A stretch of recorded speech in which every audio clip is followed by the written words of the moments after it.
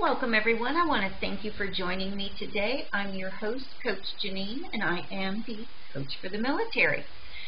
Today we're going to be talking about Grooming 101 and how it applies to the job interview. Now, I would like to think we didn't need to discuss that, but I have spoken with several hiring managers. And the things I'm going to share are some of the, I want to call them almost horror stories that they have witnessed during job interviews. Now, your resume got the door open. Now your grooming needs to keep it open while you sell you. You don't want the hiring manager focusing on some of the things that I'm going to be going through, some of these distractions that keep them from actively listening to what you are saying. So you want to present yourself in the best manner, the most positive manner you can. So let's start at the top. Your hairstyle. Keep it very conservative. You don't need the military haircut, but you do want to keep it still somewhat tight. If you've got curly hair, keep those curls tamed. Because if you're living in a military community, that's what they're looking for. They're still, that military mindset is stuck in their brain too. And a lot of the people who will be interviewing you are related somehow probably to the military. So again, they're going to resonate with the short hair for men and a conservative hairstyle for women. So ladies, no date night hair. Men, don't show up looking like you just rolled out of bed and didn't own a comb. You do need to look your best. And this is a job interview. It's not going out with your friends, going to the beach.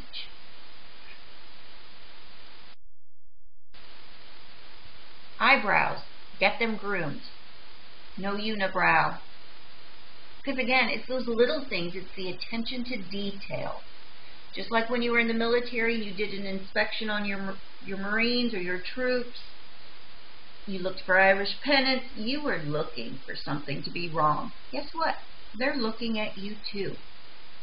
Attention to detail. Your mustache. Ensure it's trimmed correctly. And by this, I mean that it's the same on both sides. You didn't get, whoops, I cut too much off on this side, now it's lopsided. Get a second opinion if you need to. Go to the barber, get shaved, cleaned up, tidied up. Do what's needed to make a great impression. Beards. Most interviewers, hiring managers have said they don't like to see facial hair. But if you're going to wear it, again, keep it neatly trimmed, shaved, the parts that are supposed to be shaved. Be well kept. Neat. None of this Duck Dynasty thing going on, Santa Claus. No. Teeth. Brush your teeth and invest in some whitening strips or professional teeth whitening kit.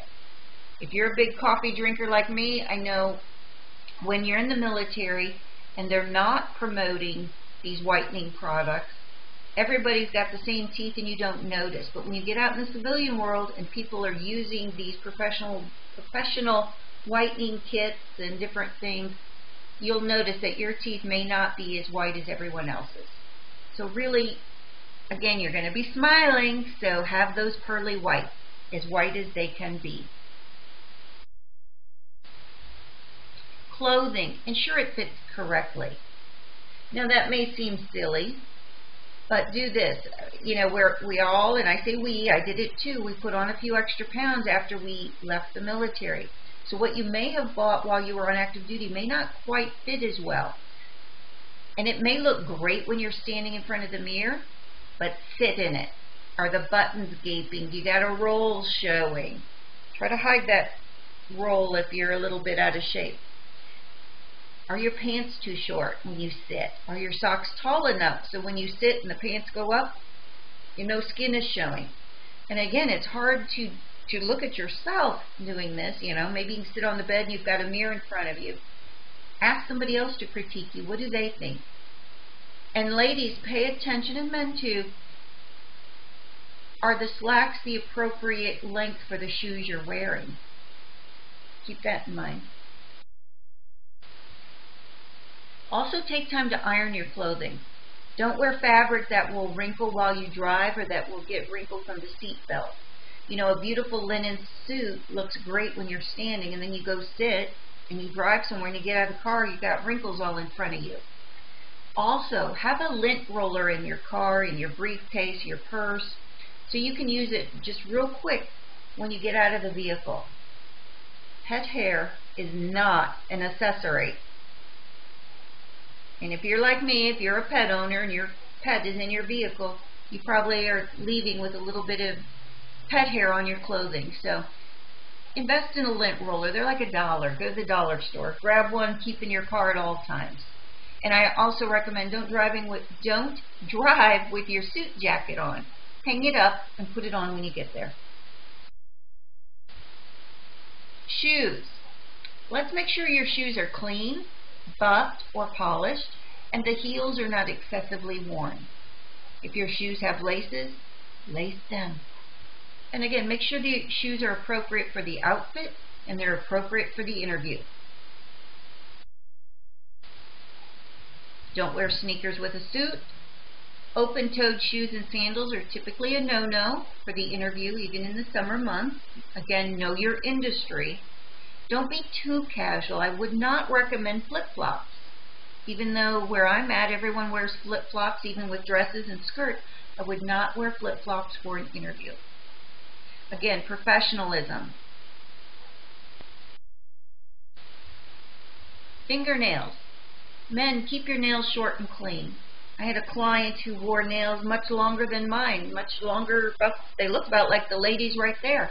And when he went on an interview, the hiring manager or the interviewers even called and said, "What is up with the nails? I didn't get it. I didn't like it. It grossed me out." Yuck. Ladies, keep the length of your nails and the polish conservative for the interview. The interviewer wants to know you can type on a computer with those nails. Keep it very conservative. Piercings and tattoos.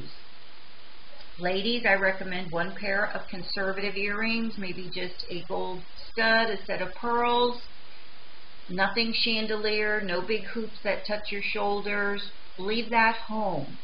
Men, leave the metal home. Cover your tattoos. Again, you don't know. Hopefully you have researched the company and the interviewer as much as possible using LinkedIn and a Google search of the company. But you don't know what they like, what they don't like, what might turn them off. So again, you do want to research the company dress code, because if you've got excessive tattoos, you may find you're going to have to keep them covered the entire time you work there. So is that the company you want to work with? Don't give them a reason to eliminate you based on your appearance. Communication experts say it takes less than 15 seconds for someone to sum you up based on your appearance. That's not very long. So that first impression really matters. Make the most of your time by looking your best. And I hope that these 9 tips will make the interviewer stop, listen, and take you seriously once you implement them. Thank you so much for joining me for this presentation. I'm your host, Coach Jaynine. Please find me on LinkedIn, Pinterest, Twitter, Facebook, Coach for the Military. Let's connect. Let me know how I can help you ace your job interview. Again, thank you. Have a great day.